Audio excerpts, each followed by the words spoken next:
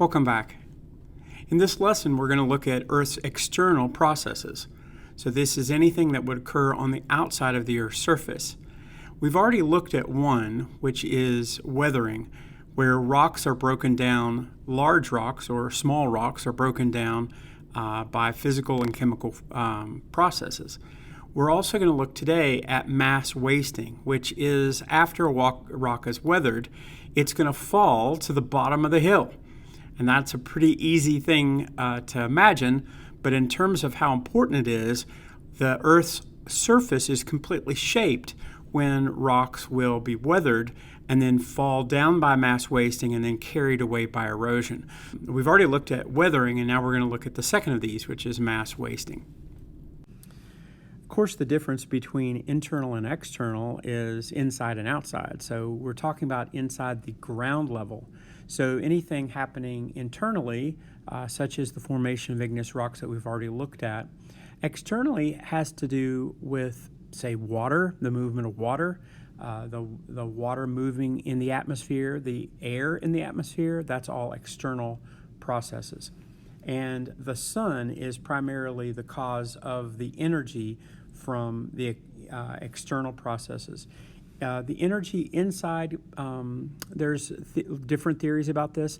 Possibly the existence of radioactivity in certain rocks and minerals that would cause energy and movement and heat, along with the pressure of the rocks to create the energy. The three major external processes are weathering, which we've already looked at. Remember, weathering is either physical or chemical breakdown of rock material into smaller sediments. Once they're broken down, though, they are going to fall. And we'll look at that today, and that is called mass wasting. It's when you have the soil and the materials, the rocks, the tiny mineral particles that fall to the bottom of a hill due to the influence of gravity. And then later we'll look at erosion, how those small particles are taken away usually by wind or water and then transported somewhere else. Now, anything falling down a hill is falling down a hill as a result of the gravity, the Earth's gravity pulling on each of the independent particles. And so if there's an unstable particle at the top of a hill, it'll fall to the bottom. Sometimes this happens very, very fast. You have an avalanche of snow, or you have a rock slide or something like that, where an entire portion of a hill subsumes and then falls down the hill and falls to the bottom. Sometimes it happens really, really slowly. We'll see that a hillside, if it's too steep, may not seem at first to fall, but imperceptibly you can see that the material is falling to the bottom of the hill, and that the shape of that hill often gives it away that there has been movement along that hillside. So there's various types of landslides or mass wasting.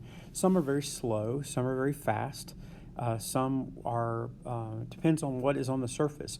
If it's mud, you can have mudslides, you can have rock slides, you can have snow slides called avalanches. It really depends. This can happen very quickly in an instant, or it can happen very slowly over time.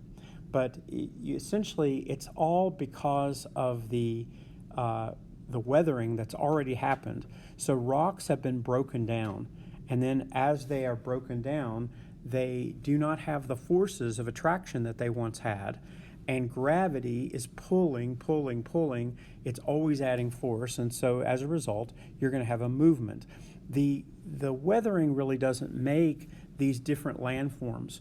It's really when that mass wasting pulls them apart due to gravity, and then erosion takes them away. And you'll see various types depending upon what's falling. Is it mud? Is it debris? Is it snow? Is it rocks? Those are all the different types of landforms. But essentially the same thing is happening. You've got a weakened soil or a weakened attraction between the rock particles due to weathering, and then gravity taking over. Also, the steepness of how steep a hill is will determine whether or not something is going to fall and how rapidly it falls. And then once you do have a slope, that slope normally is there because of previous erosion. Once you have a slope, the steeper that slope, the more readily something's going to fall off of it. So as a review, the first step would be weathering, where the rocks are actually broken apart, either physically or chemical. And then mass wasting is the second step. It's where gravity is going to take over. And if you have any type of a slope at all, gravity is going to pull that rock down slope. And then as that debris is taken away by erosion, you could have a steeper and steeper path. The steeper that slope is, the more readily the material is going to fall from the top to the bottom. And then as it's eroded, usually by a stream, that stream is going to take the material out. Once it takes it out and the material is no longer in that area, that is when you end up with a greater and greater slope. So the faster that stream is going, the quicker it's cutting into the land, the steeper the sides will be. As the steep sides lose their material, though, they're going to start gently coming back into a normal slope, a gradual slope, because most of the material has already fallen and been taken downstream.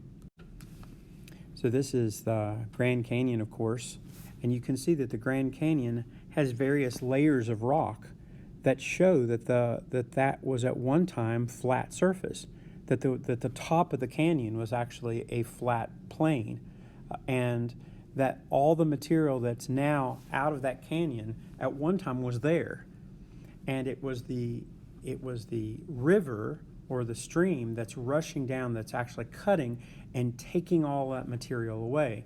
Well, once it's taken away, the slope becomes steeper, and as the slope becomes steeper, then more material falls to the bottom and is taken away, and so you can actually have a carving of material. Now, in this case, in the case of the Grand Canyon, it has eroded through all the sedimentary layers deep into the igneous and metamorphic layers down at the base of the canyon. But all of that huge material, sometimes a mile across, at one time was there and has been taken away by erosion. The more that's taken away, the gentler the slope becomes, because all the unstable material has already fallen and has been taken away by erosion. And then over time, you end up with a gentler slope. So you might have a time period that you would have a steep sides of a canyon, and then over time you end up with a gentle hill that comes on, say, on both sides of a river valley, like West Virginia is full of. So once the material is stable again, it's unlikely to be eroded unless something were to happen. If you were to have a tremendous amount of rain, such that all of the ground becomes very unstable, the water has saturated the ground, and the stickiness of that ground is now less, it could possibly then subside and fall down. You also, if something falls and then you end up with a very steep area, then you could start the whole process over again of stuff falling down to the bottom. Also, if you were to remove any of the vegetation where the roots are actually in the ground holding the ground together, say if you were to cut down an entire region of forest, a whole hillside of trees, and now those trees are not, or even other vegetation that's holding onto the ground, keeping it from eroding, as there's nothing there, if it were to rain, you end up with serious erosion. Of course, earthquakes would also do it. If you were to have it stable and then shake everything, you'll find that it wasn't as stable as you thought.